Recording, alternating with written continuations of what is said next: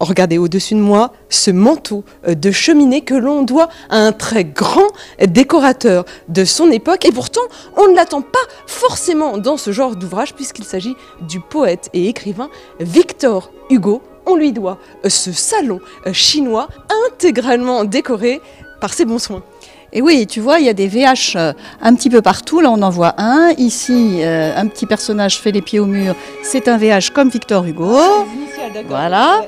Ici, un petit portrait de Choujeanne, qui est en fait la cuisinière de Juliette Drouet, qui s'appelait Suzanne. Ah, il a asiatisé le nom. Et regarde là-haut, tu ne reconnais pas des lettres ? Si, un J, un D, donc on est loin du VH.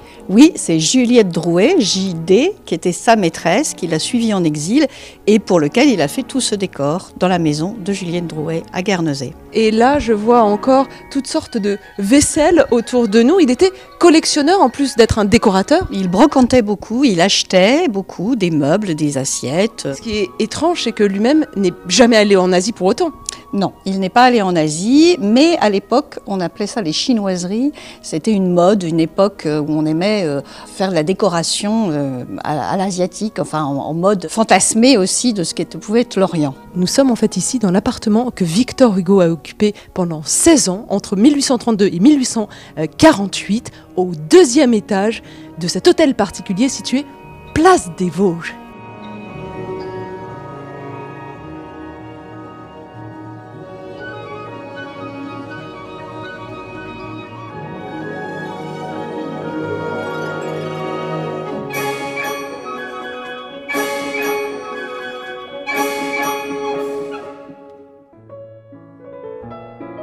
Et nous voici dans la salle à manger du poète. Là encore, on peut observer son talent de chineur. Chineur et réinventeur, décorateur, puisqu'en fait, Victor Hugo s'amuse à acheter des meubles d'origine diverses.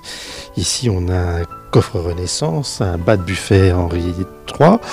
Et quand tous ces meubles chinés arrivent chez Victor Hugo, eh bien, il les fait démonter complètement et réassembler d'après ses dessins, parce qu'il aime les meubles très architecturés, et avec des pleins, des vides, voilà, il fait construire une colonne ici, il fait ajouter un tabernacle, il empile en s'amusant aussi beaucoup, puisqu'il met systématiquement le bas de buffet en haut avec des tiroirs tout à fait inatteignables. Mais là, c'est encore une fantaisie surprenante, on croirait à un gigantesque banc d'église, non ? Et c'est complètement faux, c'est complètement agencé par Victor Hugo, avec des panneaux qui viennent de meubles très divers. On reconnaît des panneaux anglo-normands, guernesiais, et puis effectivement des meubles d'église, mais qui sont souvent réintégrés dans des fragments d'autres meubles.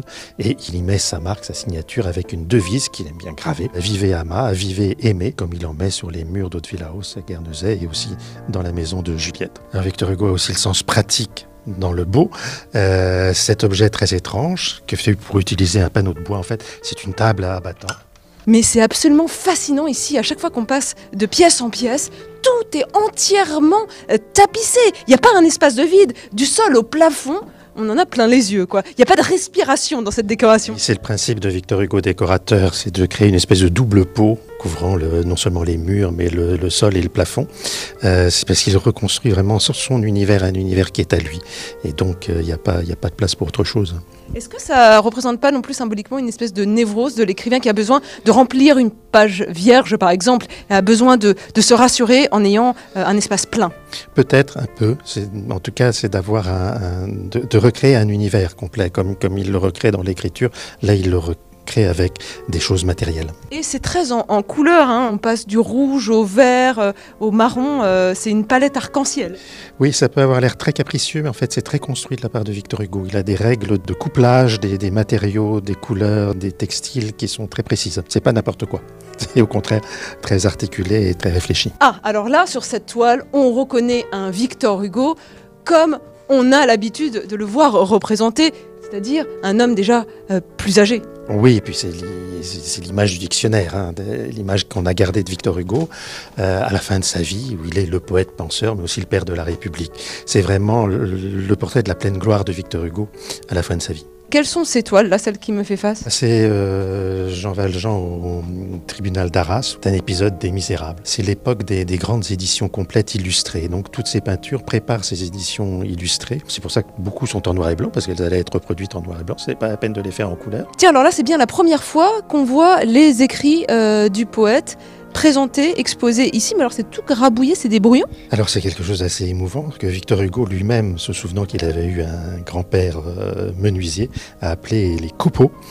Ce sont ses premières notes de travail. Donc c'est vraiment la naissance de l'écriture chez Victor Hugo. Alors c'est très beau parce qu'il récupère des tas de premiers papiers qu'il a sous la main, des enveloppes, des papiers d'emballage, des lettres. Et puis il va noter ses pensées telles qu'elles lui viennent. Et quand il les utilise après dans sa rédaction plus poussée, il les biffe d'un trait d'encre comme ça. Et donc ça fait des objets très, très graphiques, très beaux. Alors ce n'est pas forcément destiné à être conservé, puisque sur celui-ci on a la mention à brûler. Fort heureusement, on ne les a pas brûlés, on les a conservés. Regardez là, je suis en train de faire exactement ce que Victor Hugo faisait il y a quelques années de cela, c'est-à-dire écrire debout. C'est son secrétaire de travail. Oui, il a pris cette habitude très tôt d'écrire debout. C'était pratique. Donc les petits copeaux qu'on vient de voir, eh bien, voilà, il les gribouillait sur ce meuble qu'il a conçu lui-même en rajoutant une tablette et des pieds à un secrétaire. Et ça lui permettait d'écrire voilà, sans avoir besoin de s'installer. Donc vraiment, ne rien perdre de l'inspiration. Sur le vif, quoi, instantané tout de suite. Voilà. C'est pas des histoires de santé aussi, on est mieux debout que assis, on nous le dit aujourd'hui. Oh, c'est ce qu'il pensait aussi. C'était peut-être pour éviter des phlébites ou d'autres choses. Voilà, donc c'est moins poétique, mais ça n'en est pas moins vrai. Nous sommes ici dans ce qu'on appelle le salon rouge, le salon de réception, là où Victor Hugo recevait ses amis. Tiens, un Victor Hugo qu'on n'a pas l'habitude de voir aussi jeune représenté. Et oui, il a été jeune. Donc là, effectivement, c'est un buste de David d'Angers, son ami. Et il a tout à fait l'allure, il a un grand front, très dégagé. Et il a l'allure du poète romantique, du chef de file des romantiques. Il est représenté aussi en peinture avec son fils, c'est ça? Avec son fils, François-Victor. En face, 2 petits portraits qui ont été dessinés par sa future femme, donc Adèle Hugo, qui les a dessinés lorsqu'ils se sont rencontrés. Nous voici à présent dans l'antichambre. Et alors là, c'est un petit peu la galerie des portraits de famille ici, non? Oui, c'est normal parce que ce musée raconte la vie de Victor Hugo à travers des images et des objets, et des ambiances décoratives. Donc là, on évoque sa jeunesse avec sa maman, portrait de son papa, le général Hugo, avec ses oncles, sa fiancée. Plus loin, on va trouver les enfants, Léopoldine, Charles, François-Victor et Adèle. Et l'étoile juste en face de nous et la sculpture à ma gauche. Là, il n'est plus question de représenter la famille, mais ces grands chefs-d'œuvre littéraires, n'est-ce pas? Oui, ceux qui l'ont rendu célèbre justement avant son arrivée, c'est-à-dire en poésie Les Orientales, au théâtre Hernani, avec sa fameuse soirée Bataille, et puis Notre-Dame de Paris, qui est son premier roman complet, qui a un grand succès, avec des peintures qui étaient composées vraiment dès la parution du roman et d'autres plus tardives. Voilà. Donc, cette sculpture où on reconnaît Quasimodo avec sa cloche. Quasimodo sur sa cloche, voilà, qui est une sculpture très impressionnante qu'on a achetée il y a quelques années et qui demeure toujours anonyme d'ailleurs. Alors là, on est dans une ambiance beaucoup plus solennelle, plus feutrée. Ce rouge est presque inquiétant. Alors, c'était la chambre dite mortuaire, donc c'est la chambre dans laquelle il est mort, avec le lit dans lequel il est mort derrière toi.